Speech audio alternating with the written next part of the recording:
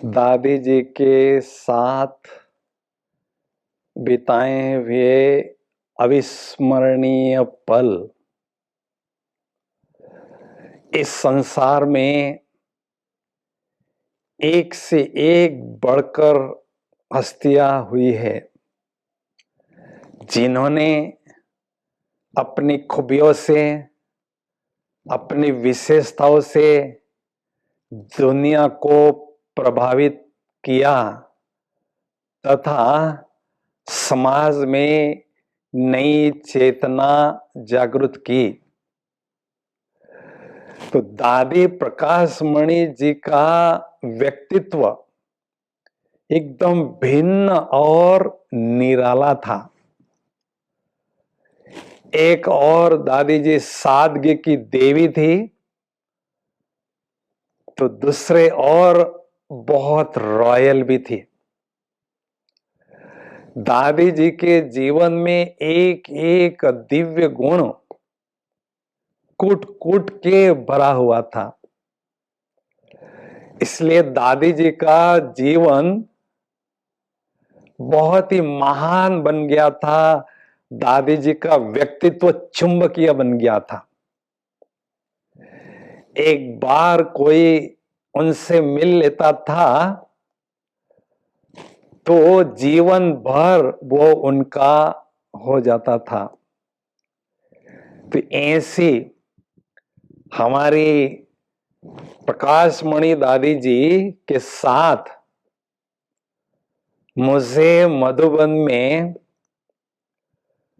30 वर्षों तक रहने का गोल्डन चांस मिला। उस दौरान मैंने दादी जी के व्यक्तित्व के हर पहलू को बड़े बारीकी से देखा। दादी जी हमेशा उमंग उत्साह से भरपूर रहती थी और सबको उमंग उत्साह से भरपूर करती थी। मैंने दादी जी का इंटरव्यू 5 बार लिया है। तो जब मैं इंटरव्यू लेने जाता था और उनसे प्रश्न पूछता था तो ऐसा लगता था दादी जी गहन मनन चिंतन में खोई हुई है। मुरली सुनाते समय भी कई बार दादी जी कहती थी कि आज मुझे बाबा से ये टचिंग हुई है, यह प्रेरणा मिली हुई है। यह बात सिद्ध करती है कि दादी जी का बाबा के साथ कितना क्लियर कनेक्शन था। तो आइए हम परम आदरणीय दादी प्रकाशमणि जी के जीवन के अनछुए पहलू के विषय में चर्चा करें। उनकी पहली विशेषता थी अंतिम दिनों में दादी जी में बेहद उपरामता देखी। यज्ञ का हर कार्य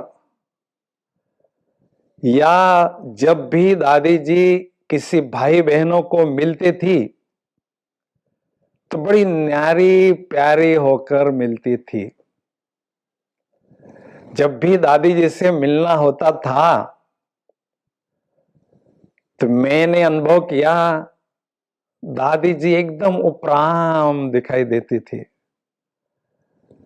और ऐसा लगता था कि कोई अलग अपनी दुनिया में खोई हुई है।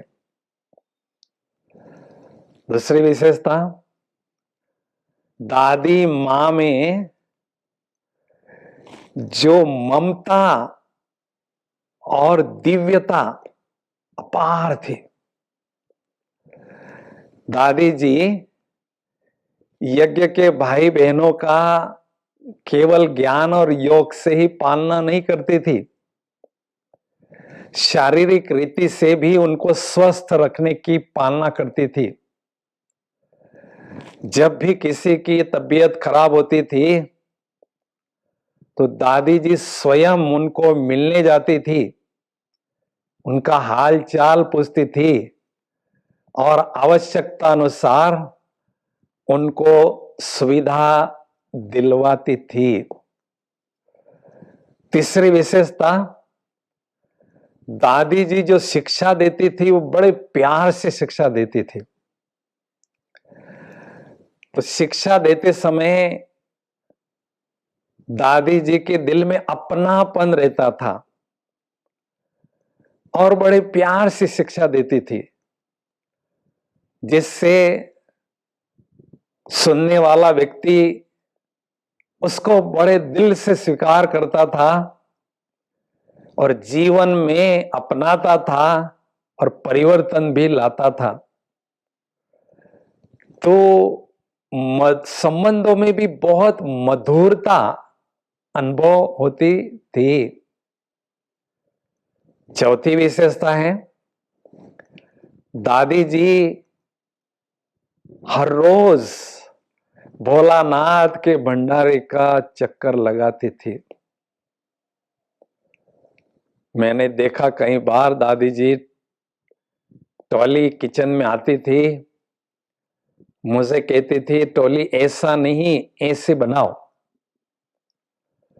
तो मुझे आभास होता था कि दादी जी केवल प्रवचन करने में ही पारंगत नहीं है, लेकिन यज्ञ का हर कार्य बखूबी कैसे करना है यह कला भी उनके पास थी।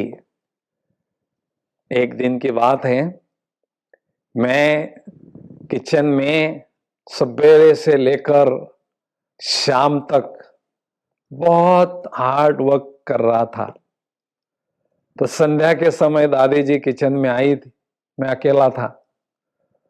तो दादी जी सामने खड़ी होकर कहती हैं, हेलो आतम दादा, कैसे हो?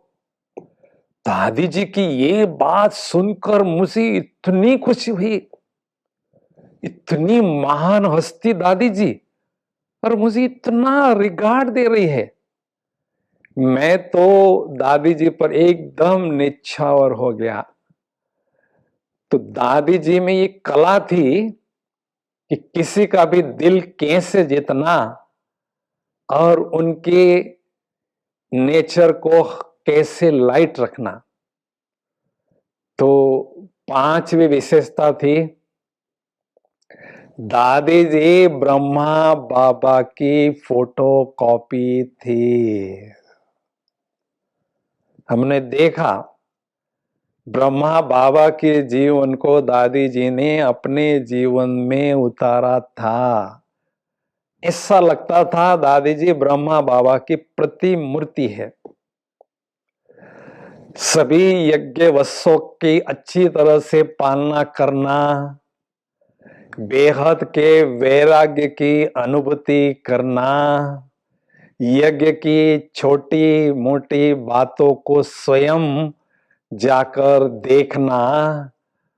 तो जब भी मुझे दादी जी के साथ बिताए हुए पल याद आते हैं तो मैं एकदम भाव विभोर हो जाता हूं।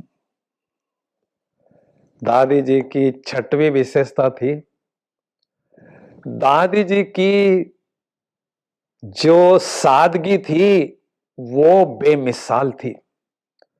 सारा जीवन उनका सादगी का बहुत श्रेष्ठ उदाहरण था। वो इकोनॉमी की अवतार थी, हर कार्य में इकोनॉमी से करती थी और अच्छे से अच्छा करती थी। और आठवीं विशेषता दादी की ये थी कि दादी जी बीमारी में भी हमेशा मुस्कुराती थी।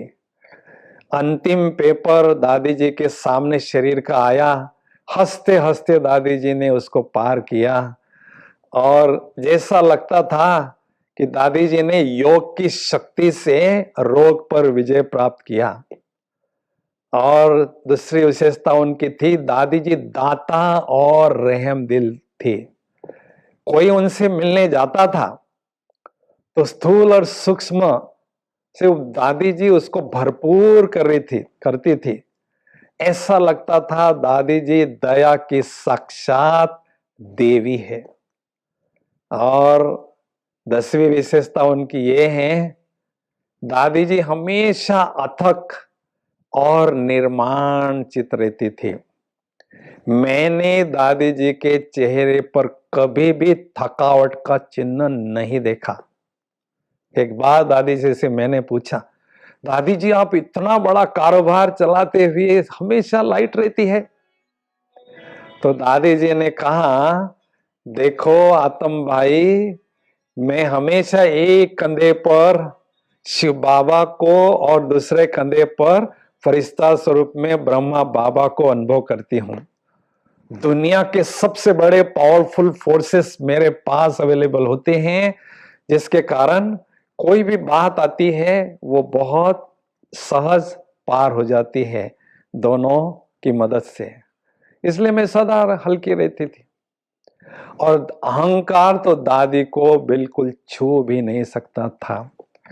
तो ऐसे दादी जी के साथ में रहकर मुझे बहुत लाभ हुआ। दादी जी मेरे जीवन के हर मोड़ पर मुझे समझानी देती थी और हमेशा आगे बढ़ने के लिए प्रेरित करती थी। तो आज हम दादी जी को श्रद्धांजलि देना चाहेंगे तो यही चाहेंगे, जो दादी जी के जीवन में ऊंचे आदर्श थे, ऊंचे धारणाएं थी, तो उन ऊंचे आदर्शों को, धारणाओं को जीवन में धारण करने का दृढ़ संकल्प ले। यही दादी जी के प्रति सच्ची श्रद्धांजलि है। ओम शांति। Thank you so much.